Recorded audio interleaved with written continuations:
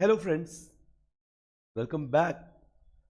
वैसे तो मैंने इस बार इस सेशन में सीपीपीएम पे कोई भी प्रोजेक्ट या कोई कॉन्सेप्ट लिया ही नहीं है। दैट इज मैंने ऐसा कोई टारगेट नहीं लिया था कि हम ऑनलाइन सीपीपीएम के लेक्चर्स या पेपर सॉल्यूशंस रखेंगे। लेकिन काफ़ी स्टूडेंट्स को मैंने देखा स्ट्रगल करते हुए और काफ़ी स्टूडेंट्स को ऐसा लगा कि पेपर्स डिफ़िकल्ट आ रहे हैं। और काफ़ी लोगों ने मुझे पर्सनल रिक्वेस्ट की और कुछ लोगों ने कमेंट्स में कहा। तो अभी आज मैं आज के पेपर का सॉल्यूशन प्रोवाइड कर रहा हूं और विद इन नेक्स्ट 2 डेज अक्टूबर नवंबर 2024 के पांचों दिन के पेपर सॉल्यूशन प्रोवाइड करूंगा। होप ये आपको हेल्प करेगा प्रोग्रामिंग कैसे करते हैं वो थोड़ा बहुत सीखने में। मैंने आपको कॉन्सेप्ट्स नहीं पढ़ाए हैं अभी तक, राइट?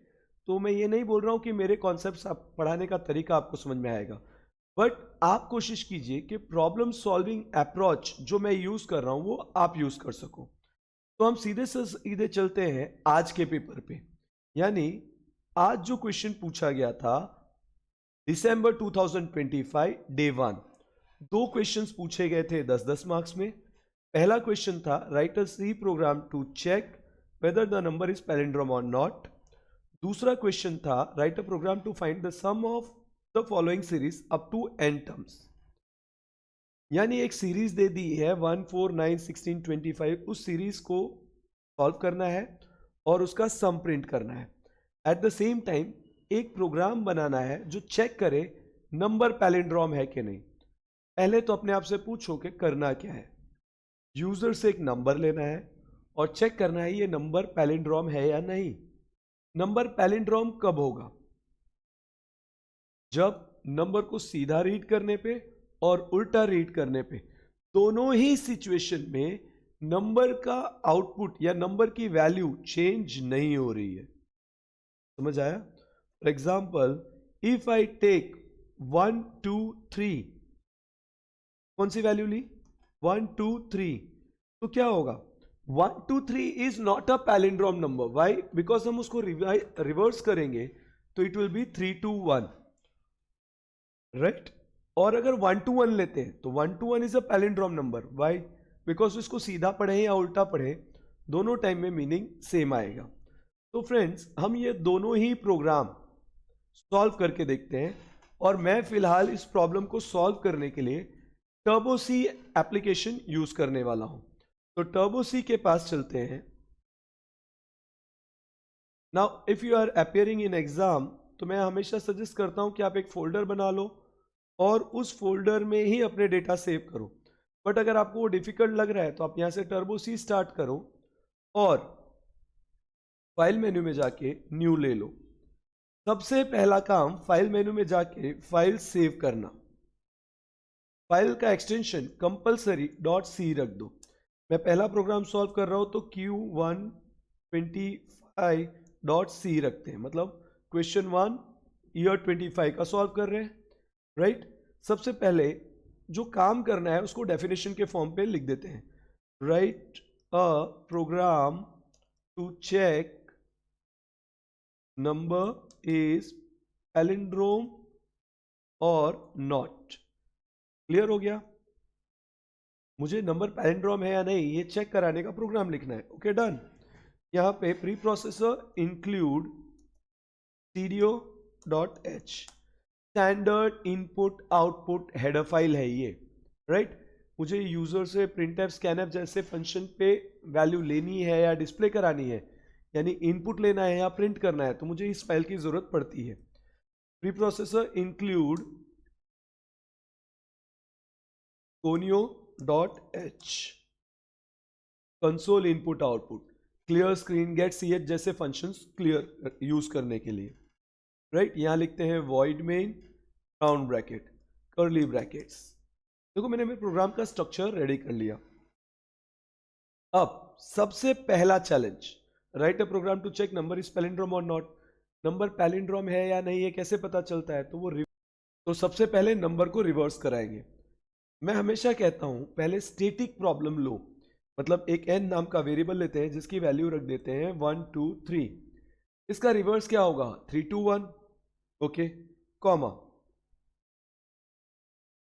राइट। REV नाम का वेरिएबल दैट इज रिवर्स, जिसकी वैल्यू स्टार्टिंग में रखते हैं 0। Clear screen. क्लियर स्क्रीन के बाद गेट ch लगा देते हैं ताकि आउटपुट स्क्रीन अगले की इंस्ट्रक्शन के लिए होल्ड करे। अब क्या चाहिए मुझे, यहाँ पे लिखते हैं वाइल लूप चाहिए, क्योंकि n नंबर को रिवर्स कराना है। 3 डिजिट का नंबर हो सकता है, 4 डिजिट का हो सकता है, राइट। तो इसलिए वाइल ले लेते हैं। लूप चलेगी कब तक, जब तक n की वैल्यू ग्रेटर देन 0 हो, राइट। जैसे ही n की वैल्यू 0 होगी ये स्टॉप हो जाएगा। अब इनसाइड दिस हम बोलते हैं REV is equal to REV into 10 plus n mod 10। Sir ये कैसे लिखा, लॉजिकली समझो। जब आप लिखते हो n मोड 10, मतलब 1 2 3 को 10 से मोड करेंगे तो रिमाइंडर कितना बचेगा, 3। मोड साइन हमेशा रिमाइंडर रिटर्न करता है। अब अपने आप से पूछ के देखो, पहले मुझे 3 मिल गया, अगर उसको 0 इंटू 10 दैट इज रिवर्स की वैल्यू कितनी है, 0 इंटू 10 कितनी वैल्यू आएगी, 0 प्लस 3, तो 3 आगे आ जाएगा, राइट। अब इसके बाद हम क्या करेंगे, हम लिखेंगे n is equal to n divide by 10। n की वैल्यू छोटी कर देंगे, मतलब 1 2 3 डिवाइड बाई 10 कितना बचेगा, 12। तो लूप में वापस ऊपर आओगे, ग्रेटर देन 0 है, अंदर जाओगे। अब 3 इंटू 10 30 हो जाएगा, n मोड 10 2 32। तो ये मुझे रिवर्स दे रहा है। हम क्या करेंगे, यहाँ पे चेक करेंगे कि रिवर्स की वैल्यू प्रिंट हो रही है क्या। डबल कोट में %d स्लैश n लगाना नहीं भूले, राइट, कॉमा REV। अब मैं प्रोग्राम डायरेक्ट रन नहीं करता कभी भी, मैं यहाँ पे विंडो में आउटपुट विंडो और विंडो में वॉच विंडो, ये दो चीजें लूंगा। वॉच विंडो क्यों, ताकि मुझे प्रोग्राम कैसे एग्जीक्यूट हो रहा है वो समझ में आए। यहाँ पे जाते हैं 0 n प्रेस करते हैं, दैट इज n की वैल्यू मिल जाएगी, REV की वैल्यू मिल जाएगी। तो यही दो वेरिएबल मैंने डिक्लेयर किया और मुझे इनको कांस्टेंट चेक करना है। तो अब यहाँ पे आते हैं, लाइन बाय लाइन प्रोग्राम को कंपाइल कराते हैं। दैट इज चेक किया, कोई एरर नहीं, program redefine, okay. n equal to 1 2 3 reverse equal to 0, देखो सॉल्व हो गया। अब अगले स्टेप में n ग्रेटर देन 0 है, n की वैल्यू 1 2 3 है, तो हम लूप के अंदर जा सकते हैं। Reverse is equal to reverse into 10, तो आप देखो रिवर्स की वैल्यू करंट 0 है, into 10 will result to 0 plus n mod 10। n mod 10 में यानी मोड होकर रिटर्न मिलेगा, यानी कितनी वैल्यू मिलेगी, 3, और ये 3 ऐड हो जाएगा तो रिवर्स की नई वैल्यू क्या होगी, 3। चेक करते हैं रिवर्स की वैल्यू 3 आ रही है क्या, रिवर्स की वैल्यू 3 आ गई। अब n is equal to n divide by 10, जब n डिवाइड बाई 10 करोगे तो 123 डिवाइड बाई 10 12 आंसर आना चाहिए, तो n की नई वैल्यू 12 हो जानी चाहिए। तो देखो n की value 12 which is greater than 0, again आप लूप में आओगे, राइट। रिवर्स अभी कितना है, 3 इंटू 10 30, तो आप देखो डेसिमल प्रमोशन हुआ कि नहीं, वंस पे जो 3 था वो किस पे चला गया, टेंस पे। अगली बार फिर से 10 से मल्टीप्लाई होगा तो हंड्रेड्स पे। तो स्विफ्टिंग समझ में आ गई आपको। प्लस n मोड 10, तो 12 मोड 10 2 रिमाइंडर बचेगा, तो रिवर्स की नई वैल्यू क्या आएगी, 32। चेक करो रिवर्स की वैल्यू 32 आ रही है वॉच विंडो में, राइट। अब n mod 10 sorry n divide by 10, अब 12 को 10 से डिवाइड करोगे तो बचेगा 1। चेक करते हैं 1 आया, यस। यहां पे जाएंगे, अब 32 into 10 320, n mod 10 that is 1, 320 plus 1, तो नया वैल्यू 321 आ जाना चाहिए। जो मुझे चाहिए था वो आ चुका है, रिवर्स हो चुका है। अब मुझे लूप से बाहर जाना है। यहाँ पे क्या लिखा है, n is equal to n divide by 10, तो 1 को जब 10 से डिवाइड करोगे तो वैल्यू क्या बचेगी, 0। और जैसे ही 0 होगा आप लूप से बाहर और रिवर्स प्रिंट हो जाएगा। तो देखो आपने आधा काम तो खत्म कर दिया, राइट। अब क्या करना है, ये जो रिवर्स की वैल्यू है इसको n से कंपेयर कराना है, बट प्रॉब्लम क्या है, n को तो हम 0 कर चुके हैं। तो अब हम एक ट्रिक यूज करेंगे। क्लियर स्क्रीन के बाद और वाइल लूप से पहले यहां से एक वेरिएबल लेते हैं, कॉमा a, और इस a को यहां पे आके a equal to n assign कर देंगे। अभी तक n की वैल्यू 0 नहीं हुई है और उसको किस में डाल दिया, a में, तो a की वैल्यू परमानेंट स्टोर हो जाएगी। और अब मेरे पास यहां पे जब भी मैं प्रोग्राम एग्जीक्यूट कर रहा हूँ तो a की वैल्यू भी देखने को मिलेगी। अब यहाँ पे चले जाते हैं। अब मुझे ये रिवर्स प्रिंट नहीं करना है, ये तो जस्ट मैंने अपनी नॉलेज के लिए किया था, तो इसको रिमूव कर लेते हैं।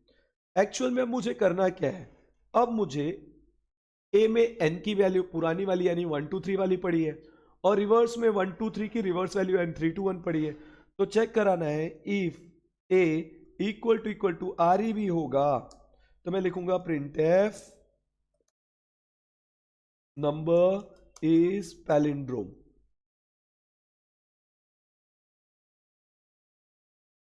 Slash N else printf slash N number is not a palindrome. Define कर दिया हमने दोनों चीजें। लास्ट में यहां पे एक सेमीकोलन लगा लेते हैं।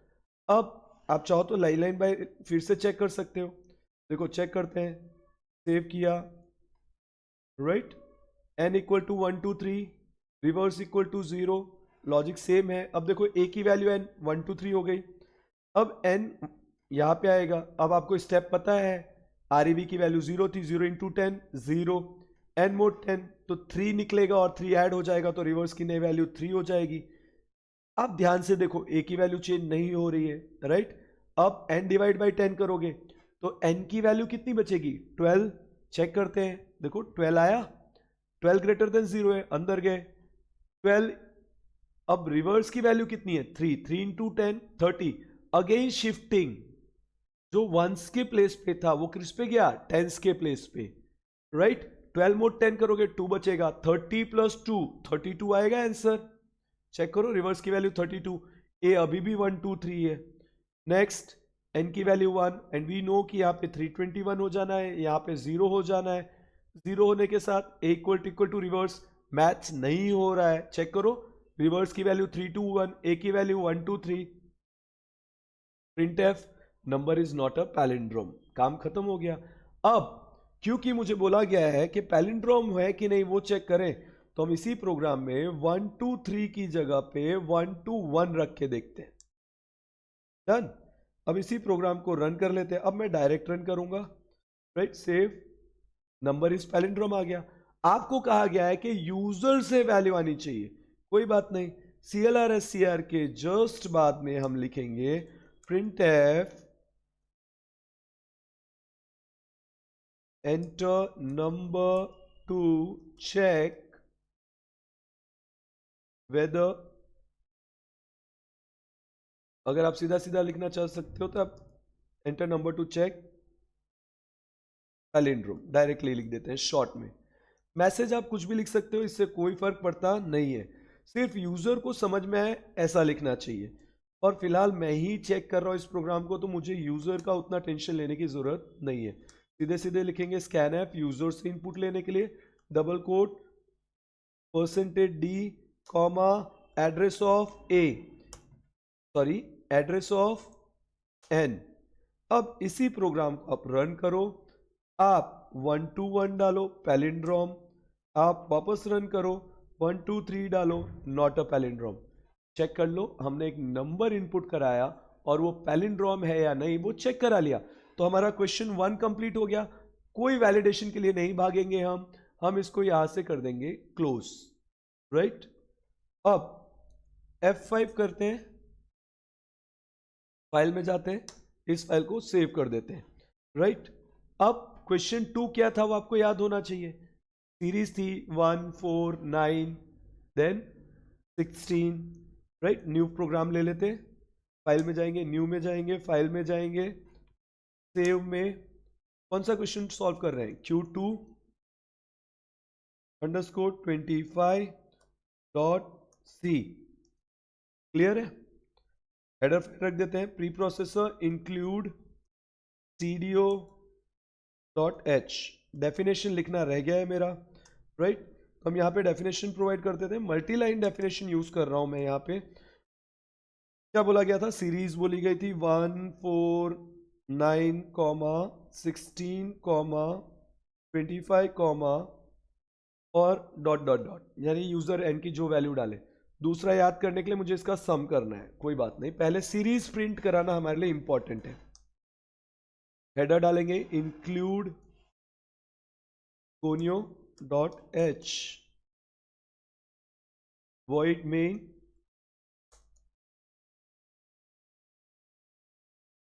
नाउ सीरीज है, सिंपली एक वेरिएबल ले लेते हैं आई, फिर क्लियर स्क्रीन। यूजर से डेटा लेना है, नो डाउट यूजर वैल्यू देगा, उसके लिए क्या करेंगे, पहले स्टेटिक प्रॉब्लम सॉल्व कर लेते हैं। सिंपल लेता हूं for loop I is equal to 0, I less than 5, I plus plus. इससे क्या होगा, आई की वैल्यू 0 से लेके 5 तक लूप में एग्जीक्यूट होगी। और यहां पे मैं लिख देता हूं डबल कोट में परसेंटेज डी कॉमा आई, डन। इसके बाद यहां लिखते हैं गेट सी एच। अब कुछ लोग को लग रहा होगा सर इससे आउटपुट नहीं आएगा, भाई मैं आउटपुट अभी ला भी नहीं रहा हूं। अभी मेरा प्रायर फोकस है कि जो सीरीज है मैं उसके नियर सम पहुंच सकूं। तो मेरी सीरीज है 14916, राइट। तो मैंने अभी आई की वैल्यू प्रिंट कराई ताकि मुझे थोड़ी हेल्प मिल सके। और ये वैल्यूज अलग अलग जगह पे प्रिंट हो ऐसा बोला है नहीं, तो यहाँ पे आगे थोड़ा स्पेस रख देते हैं ताकि ऊपर जैसा है वैसे पैटर्न में डेटा आ सके। विंडो में चले जाओ, आउटपुट, विंडो में वॉच। अब देखो मेरे हिसाब से आपको ये तभी आएगा जब आपने इससे पहले क्लास रेगुलर अटेंड की होगी अपनी अपनी कॉलेज में। मेरे पास अभी इतना टाइम नहीं है कि हम फॉर लूप डिटेल में पढ़ सके। ये काम वाइल लूप से भी हो सकता है, फॉर लूप से भी हो सकता है, जिसमें आप एक्सपर्ट हो। मेरे लिए इंपॉर्टेंट है काम होना, अभी तो मैंने आई फॉर लूप यूज कर लिया, राइट। अब हम लाइन बाय लाइन कंपाइल करके देखते हैं। Clear screen, previous output clear, I की वैल्यू 0, 0 प्रिंट हुआ, 1, 1 प्रिंट हुआ, 2 3 4।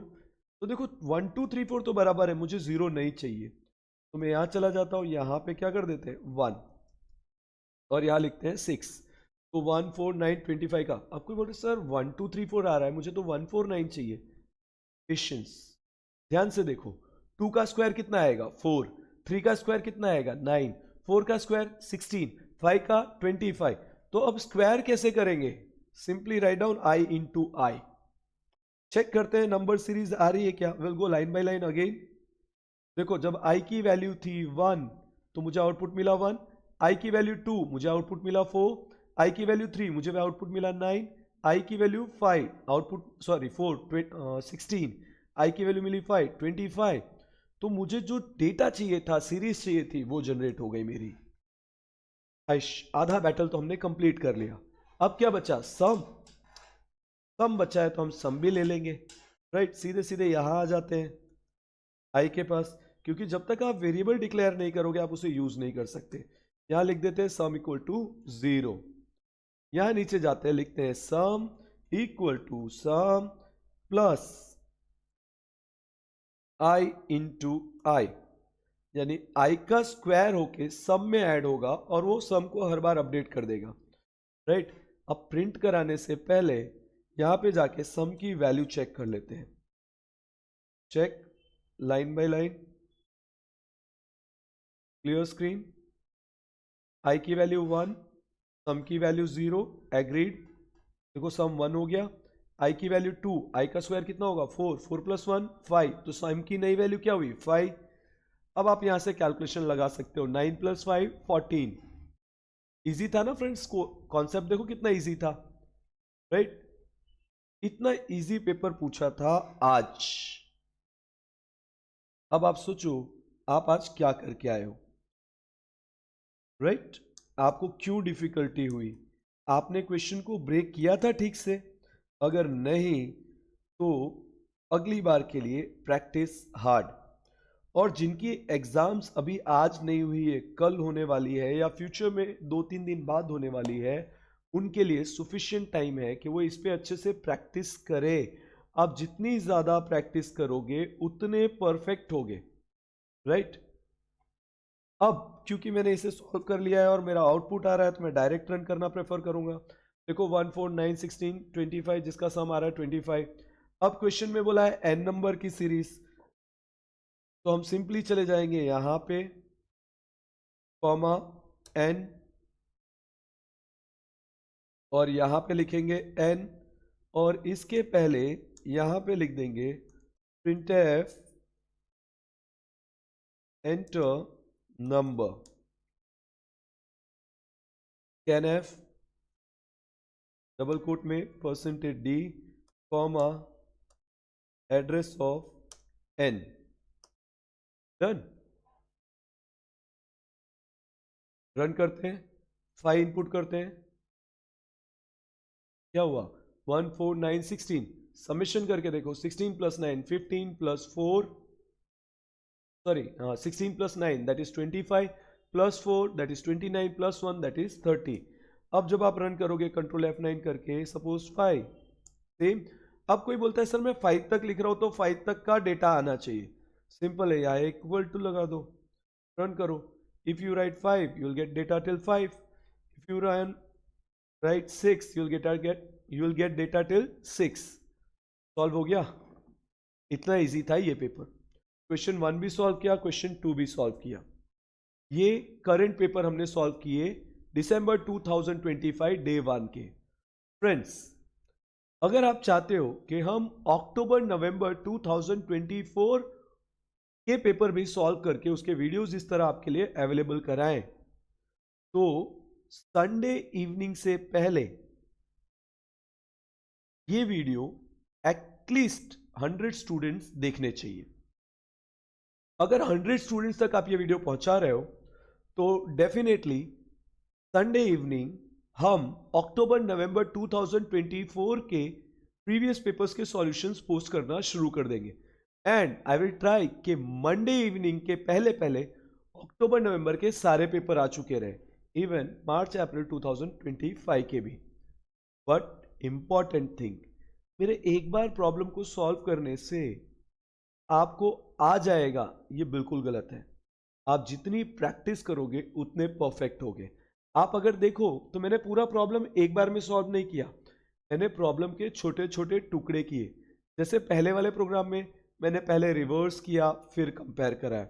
इस वाले प्रोग्राम में पहले मैंने 1 2 3 4 प्रिंट किया, फिर मैंने सीरीज प्रिंट की, फिर मैंने उसका सम किया। बड़े प्रॉब्लम को छोटे छोटे चंक्स में डिवाइड करना होता है।